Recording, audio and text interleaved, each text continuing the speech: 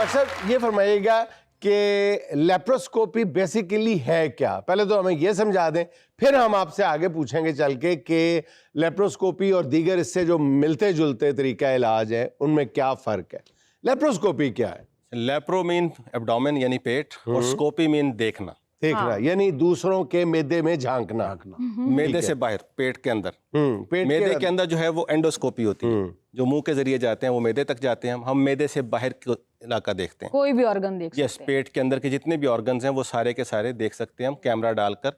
वो एक छोटा सा सुराख करते हैं, उसके जरिए कैमरा डालते हैं, फिर उसके अंदर हम गैस डालते हैं। अच्छा, जो इंसान ने खाया होता है वो आप देख लेते हैं लेप्रोस्कोपी वो से, स्टमक तो के ये अंदर पता होगा। चल जाता है कि इसके पेट में हराम है या हलाल है? ये तो अल्लाह को पता है। जिन्हें खादा होता उन्होंने पता होता या जिदा खाता हो। अच्छा, उसके जरिए हम पेट में सुराख करके गैस डालते हैं ताकि पेट की जो वॉल है, पेट की दीवार, ये जरा फूल जाए और बाकी ऑर्गन हम देख सकें, स्पेस बन जाए। तो इसको देखने तक को हम कहते हैं लेप्रोस्कोपी।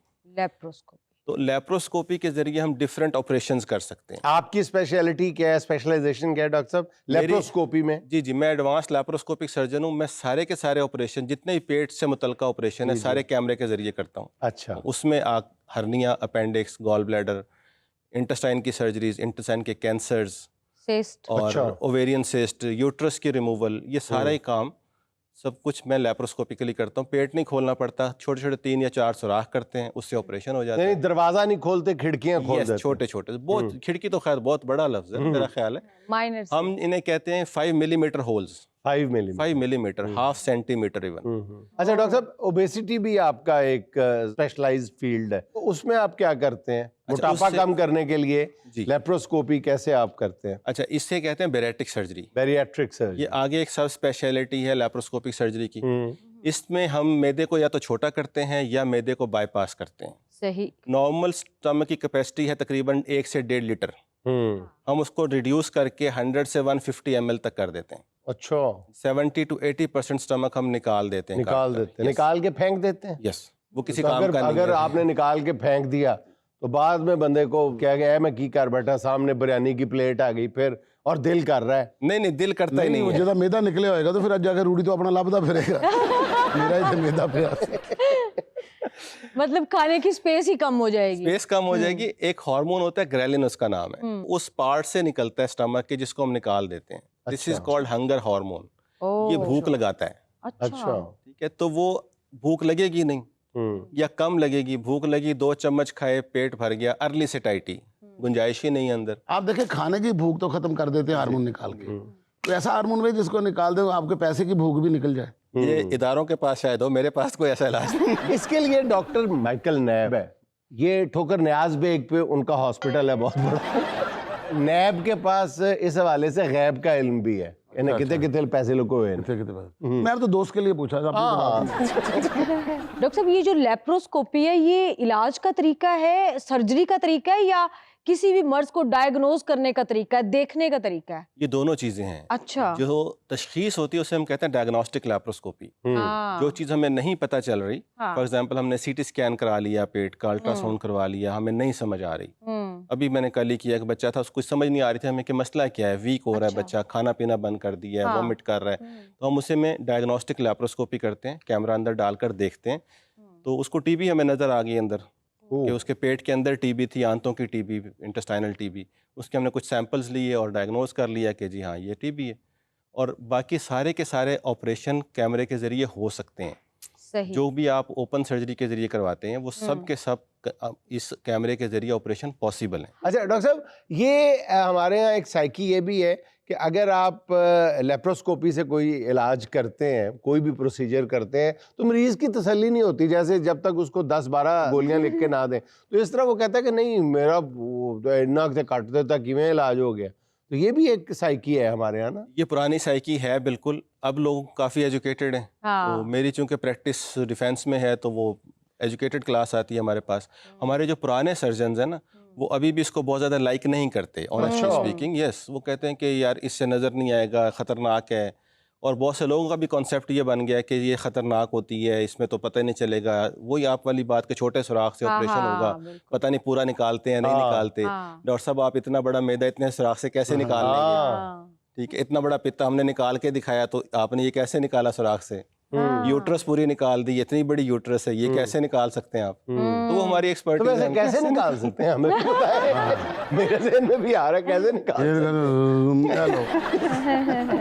اچھا, یہ جو اسٹمک ہے نا, یہ جسٹ لائک اے بیلون, ہاں اس میں سے ہوا نکل جائے گی تو وہ خالی رہ جائے گا. دیتے ہیں اس کو. اچھا ڈاکٹر صاحب ایک بات بتائیے گا, آپ کے جو لیپروسکوپی اور فیلڈ بھی وہی ہے, یہ جو اپینڈکس کا آپریشن کیا جاتا ہے, یہ پاکستان میں کہا جاتا ہے کہ بہت سارے معاملات میں, اب میں اس کی پرسنٹیج تو نہیں بتا سکتا, یہ ان نیسیسری کرتے ہیں, کیونکہ ڈاکٹر کہتا ہے کہ جی نکال دیا تو کون سا ان کو پتہ چلنا ہے کہ جی اپینڈکس تھا, اور وہ کر دیتے ہیں بس. یہ آپ کی بات کسی حد تک ٹھیک بھی ہے, شکر ہے, لیکن یہ ایک ریسرچ ہے. ہمارے یہاں شاید زیادہ ہے, پیریفری میں بہت زیادہ ہے یہ کام, کہ جی کوئی پیٹ پہ ہاتھ رکھ کے آ گیا تو اس کے اپینڈکس تو نکال دینا.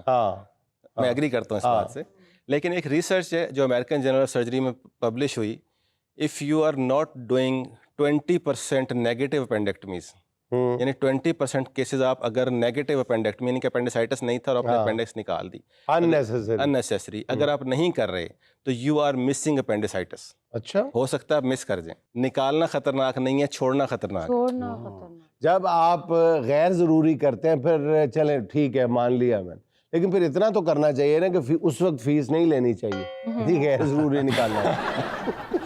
پھر کئی پیشنٹ دے بھی ہیں جی کہ اپینڈکس کا سامان تسی رکھ لینا. ڈاکٹر صاحب آپ تو لیپروسکوپی کے ذریعے شوگر کا بھی علاج کرتے ہیں, تو یہ کیسے پاسبل ہے؟ جی بالکل, یہ بیریٹک سرجری ہے, اسی میں شوگر کا علاج بھی ہو جاتا ہے. یعنی موٹاپا کم کرتے ہیں تو شوگر خود بخود کم ہو جاتی ہے. شوگر کم ہو جاتی ہے اس میں. ہم تو بلکہ ہمارا سلوگن یہی ہے, the best and permanent treatment for obesity and diabetes, میری کمپنی اوبیسٹی سولوشنز کے نام سے. تو ہم اس میں علاج ہی شوگر اور موٹاپے دونوں کا کرتے ہیں. اچھا ڈاکٹر صاحب, موٹاپے کے لیے لائپوسکشن کو آپ کہاں تک انڈورس کرتے ہیں؟ اچھا, لائپوسکشن جو ہے نا بیسیکلی یہ باڈی کنٹورنگ ہے, باڈی کو شیپ دیتے ہیں. جن کی باڈی شیپ تھوڑی سی خراب ہے, لائک یہ آرمز ہینگنگ ہیں, تھوڑے سے یہ لو ہینڈلز ہیں, ان کو نکالنے کے لیے لائپوسکشن ٹھیک ہے. ڈبل چین ہے, تھوڑی سی فیٹ وہاں سے نکال دیں تو یہ اس کے لیے ٹھیک ہے. This is cosmetic surgery, this is not weight loss surgery. اچھا ڈاکٹر صاحب, یہ لو ہینڈل سے یاد آیا, یہ جسم کا سب سے بھدا بدنما حصہ ہوتا ہے جس کو لو ہینڈل کہا جاتا ہے, اس کو تو ہیٹ ہینڈل کہنا چاہیے.